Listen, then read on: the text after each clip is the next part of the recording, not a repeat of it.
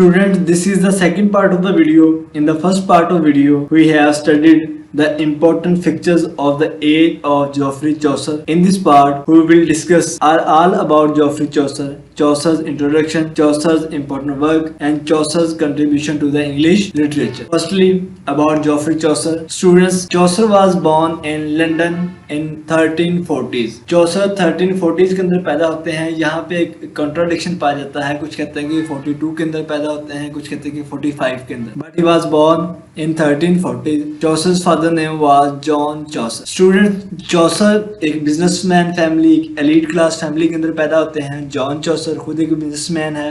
इनका वाइन का बिजनेस होता है. तो ये एक एलीट क्लास फैमिली से बिलोंग करते हैं. Students, Geoffrey Chaucer and John Chaucer. Word Chaucer is derived from a French word Chaucer which means shoemaker. तो जो वर्ड चौसर इनके नाम के साथ लगा हुआ है, इसका मतलब shoemaker है. स्टूडेंट, जॉफ्री चौसर अपनी लाइफ के अंदर 3 किंग्स को सर्व करते हैं, जिनमें हमारे पास एडवर्ड थर्ड, रिचर्ड सेकंड और हेनरी फोर्थ आ जाता है. एडवर्ड थर्ड में ये पैदा होते हैं, रिचर्ड सेकंड में ये ज़्यादातर अपनी लाइफ स्पेंड करते हैं और हेनरी फोर्थ के अंदर इनकी डेथ हो जाती है. Student, Geoffrey Chaucer is the father of English poetry. Is greatest English poet of the medieval ages, grandfather of the English novel, first poet of the national importance, author, poet and philosopher. Geoffrey Chaucer है, ये जो medieval ages हैं, इनके बहुत ही ज़्यादा most important figure है. Students, Geoffrey चौसर को पहला यानी इंग्लिश पोइट माना जाता है. ये फादर ऑफ इंग्लिश पोइट्री है. इनसे पहले माना जाता है कि जो लिटरेचर है इंग्लिश में, वो स्टार्ट ही जॉफ्री चौसर से. पहले हमारे पास जो ओल्ड एजेस गुजर चुकी हैं, मिडिल एजेस गुजर चुकी हैं, उनमें कोई भी हमारे पास कोई खास ज़्यादा इंपॉर्टेंस का लिटरेचर वर्क नहीं मिलता. जो मेन वर्क है लिटरेचर के अंदर, वो जॉफ्री चौसर के आने से स्टार्ट होता है. Student, Chaucer also maintain an active career in the civil service as a bureaucrat, courtier and diplomat. Chaucer बहुत सारी जो गवर्नमेंट पोस्ट पे रहे हैं, ब्यूरोक्रेट रहे हैं, कॉर्टियर रहे हैं, डिप्लोमेट्स रहे हैं. Travel in Flanders, France, Spain and Italy where he observe various type of manners and fashion. Students, जब आप ट्रैवल करते हैं तो आप नई जगहों पे जाते हैं, तो बहुत सारे नए लोगों से आपका इंटरेक्शन होता है, नई लैंग्वेज के साथ आपका इंटरेक्शन होता है, नया कल्चर होता है, उनकी ट्रेडिशन, उनकी सिविलाइजेशन, उनको देख के आपको एक नया एक्सपीरियंस होता है. ये सारा का सारा एक्सपीरियंस और जो डिफरेंट पोस्ट पे ये रहे हैं, ये सारा का सारा आगे जाके इनको लिटरेचर में जो अपना काम करते हैं उसमें इनके काम आता है. Student, his father seem to have been pretty well off. He sold wine to bar and taverns. इनके फादर है, इनका वाइन का बिजनेस होता है और ये बहुत ही ज़्यादा वेल टू डू फैमिली होती है. She inherited 24 shops in London from her uncle. इनको विरासत में 24 शॉप्स मिलती हैं अपने अंकल से. The plague struck England when Chaucer was about 5 years old. Student, previous part में मैंने आपको पार्ट फर्स्ट में आपको मैंने बताया कि जो ब्लैक डेथ इंग्लैंड में आ जाती है, 1/3 पॉपुलेशन वाइप्ड आउट, खत्म हो जाती है. इन 14-year-old became a page in the house of Countess of Ulster. Student, page एक एज अ मैसेंजर काम है. Page in house of countess. Countess is a administrative region of Ulster. Ulster आपके पास student एक आयरिश का province है, वहाँ पे जो है ये एज अ मैसेंजर काम करते रहे. Student, there was a 100-year wars between the France and England. 1359 he was captured by the France at the siege of Reims during the 100 years. Student, French city होती है एक, France का एक शहर, Rhames का मुहासरा करते हैं इंग्लैंड आर्मी.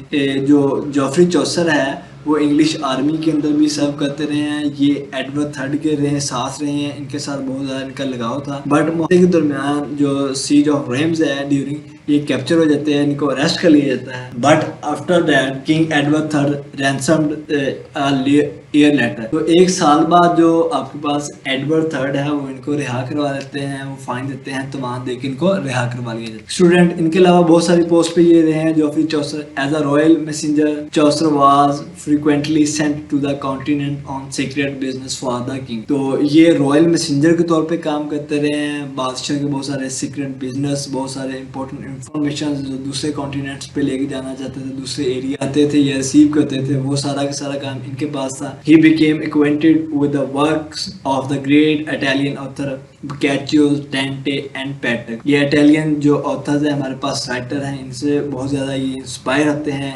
इनके साथ इनसे बहुत मुतासर होते हैं और बहुत सा वर्क इनकी नकल पे लिखते हैं। स्टूडेंट चौसर और बहुत सारी जॉब्स में रहे हैं और इन्होंने बहुत कुछ इसमें से सीखा है। इनमें से कुछ इंपॉर्टेंट जॉब्स डिस्कस कर लेते हैं। हमारे पास ये कंट्रोलर ऑफ द कस्टम्स रहे हैं इंग्लैंड पोर्ट के ऊपर। Here he would meet many type of businessmen, sailors, travelers और बहुत सारे सिटी फॉक्स वगैरह के साथ मिलते रहे हैं। Clerk of the Kings work, जो किंग के वर्क हैं स्टूडेंट, खासतौर पर इनके जो कंस्ट्रक्शन और रिपेयर्स का, रॉयल रेसिडेंसी जो इनकी रिहाइश है, उनकी कंस्ट्रक्शन और उनकी रिपेयरिंग का जो चार्ज था वो इनके पास होता था। Here he would meet many guildsmen as well as the court officials. Students, guildsmen आपके पास हम पेशा लोग होते हैं, यानी आपकी अपने अहले ज़ौक़, जिसको आप कह सकते हैं कि एक ही टाइप के लोग हैं, वहाँ पर उनके साथ इनका इंटरेक्शन होता था। बहुत सारे कोर्ट ऑफिशियल से उनके साथ भी इनका मिलना था। उसके बाद ये deputy forester of the king forest, बादशाह के जो जंगलात थे उनके डिप्टी फॉरेस्टर हैं। Next the representative of the shrine of Kent in parliament, इनके अंदर भी इनके पास एक पोस्ट थी। यहाँ पे स्टूडेंट ये था कि मिडिल और अपर क्लास दोनों तरह के लोगों के साथ इनका इंटरेक्शन होता था। मिडिल क्लास के लोगों के साथ भी हो रहा है और पार्लियामेंट में अपर क्लास लोगों के साथ भी इनका इंटरेक्शन होता है। Next student, picture of the Chaucer work. What are the pictures of the Chaucer? Student, here are the pictures of the Chaucer work. Gift of the storytelling and descriptive power. Storytelling एक कहानी सुनाने का अंदाज, एक descriptive power होती है कि अंदाज़े बयां, use of the musical element इनकी वर्क में पाया जाता है। Personal touch, charming, rarely philosophised. Student, जो फिलोसफी है यानी इनमें बहुत कम पाई जाती थी। जो इनका वर्क है सिंपल सोसाइटी और जो आपका कल्चर है और जो रियल इश्यूज है उन पे बेस करता था। Softness in narration, perennial interest in humanity. Perennial होता है हमेशा दायमी रहने वाला इंटरेस्ट। ह्यूमैनिटी में इनका बिलीव था। जितने भी इनका वर्क है उस ह्यूमैनिटी पे बेस करता है, रियल इश्यूज पे, रियल जो आपके पास सोसाइटी के अंदर जितने भी सोशल इवल्स हैं, जो सोसाइटी के एस्पेक्ट्स हैं, उन पे इनका वर्क बेस करता है। Happy word, as there is a pain and perplexity but no agony and rebellion.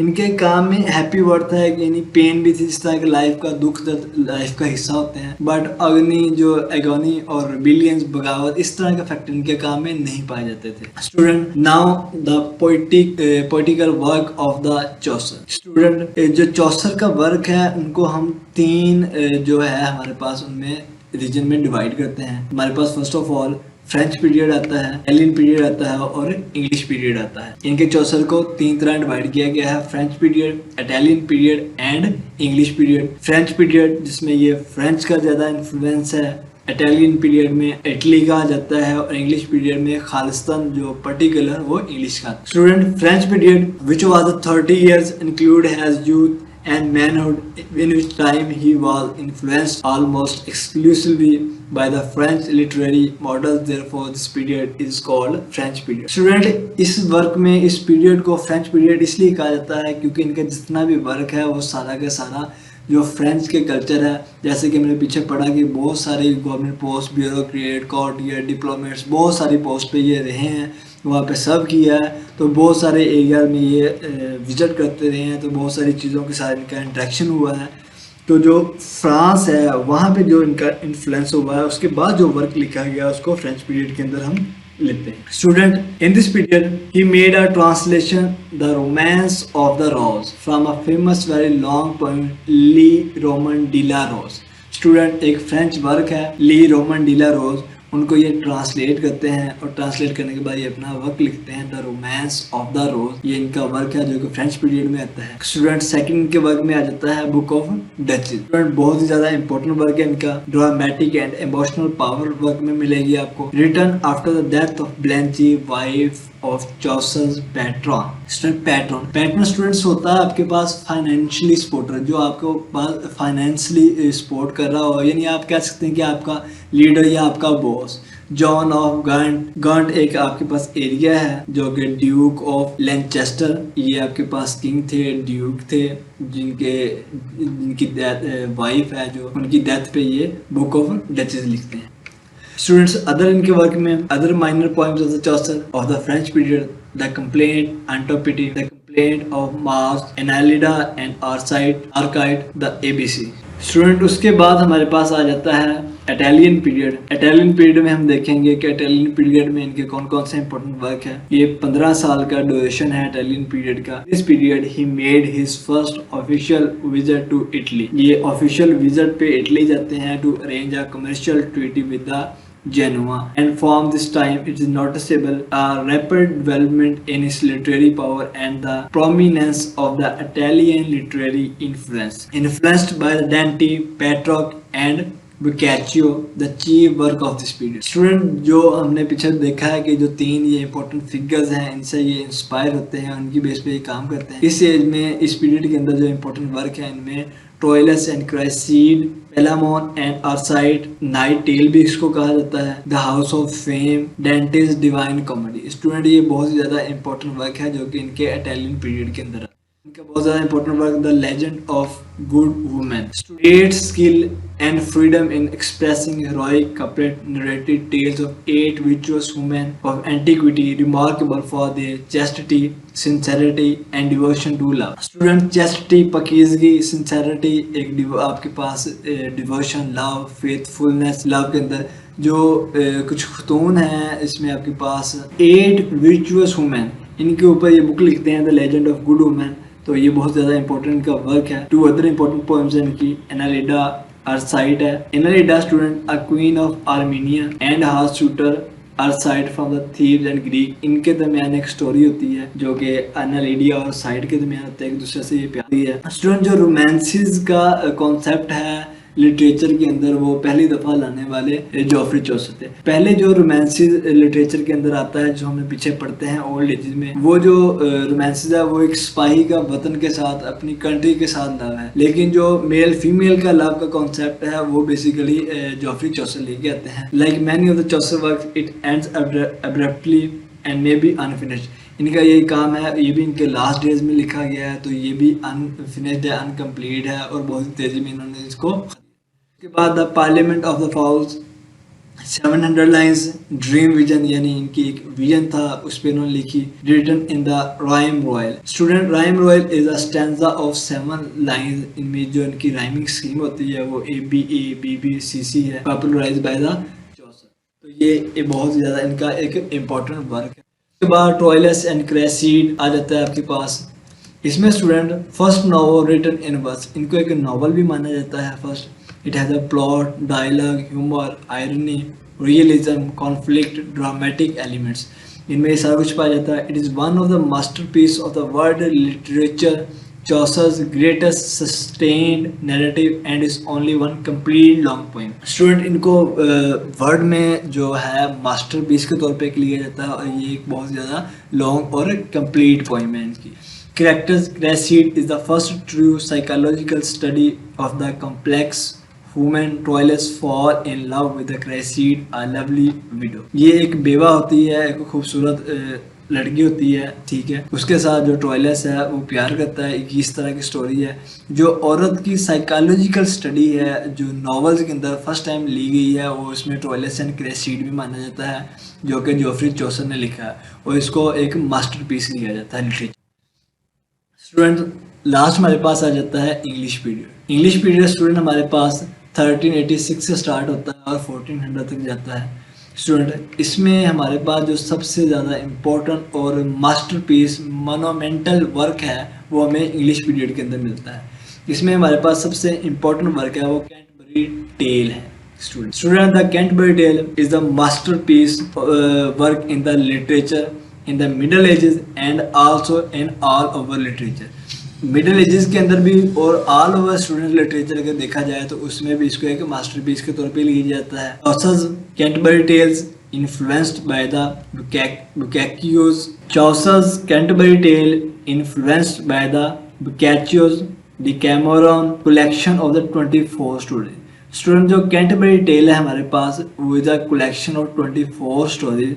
इसके अंदर 24 स्टोरीज होती हैं which consist of 17,000 line.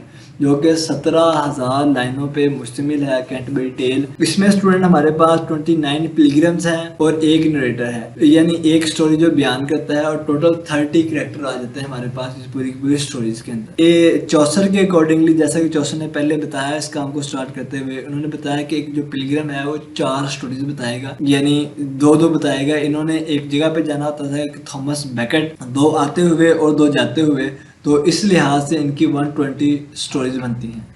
But setting for a pilgrims to the tomb of Thomas Becket at Canterbury. Canterbury एक जगह का नाम है, वहाँ पे एक टॉम्ब ऑफ थॉमस बैकेट है, वहाँ पे जाना है। वहाँ पे जाते हुए भी स्टूडेंट्स 2 स्टोरीज उन्होंने सुनानी होती थी, और वहाँ से आते हुए भी 2 स्टोरीज वहाँ पे सुनानी होती। 29 pilgrims including Chaucer himself meet in the Tabard inn, एक जगह का नाम है। Pilgrims is required to narrate 2 stories on the outward and 2 on the return. 2 जाते हुए और 2 ही आते हुए स्टोरी बतानी होती। 23 of them tale story. Total 30 character है, और इसमें से जो 23 कैरेक्टर हैं स्टूडेंट्स, वो हमें स्टोरी बताते हैं। इसमें the Canterbury tales there are 24 stories. Chaucer could finish only 20 and 4 left incomplete. जैसा कि 24 स्टोरीज टोटल थी, लेकिन उसमें से भी जो 4 स्टोरीज है वो इनकम्प्लीट है और 20 कंप्लीट है। चौसर खुद इसमें 2 स्टोरीज बताता है, जिसमें tale of Thopas and tale of Melibeus बियस आ जाती है हमारे पास।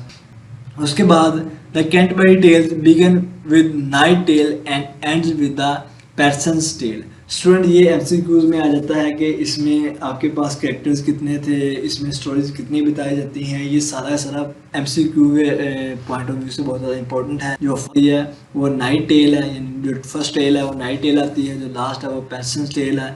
It ends with retraction Chaucer apology for the vulgar and अनवर्थी part of this book. Last पे स्टूडेंट जाके इन स्टोरीज पे जो चौसर की लैंग्वेज है वो ज़रा वल्गर टाइप हो जाती है, और अनवर्थी पार्ट पे चौसर लास्ट पे जाके अपोलोजाइज भी करता है।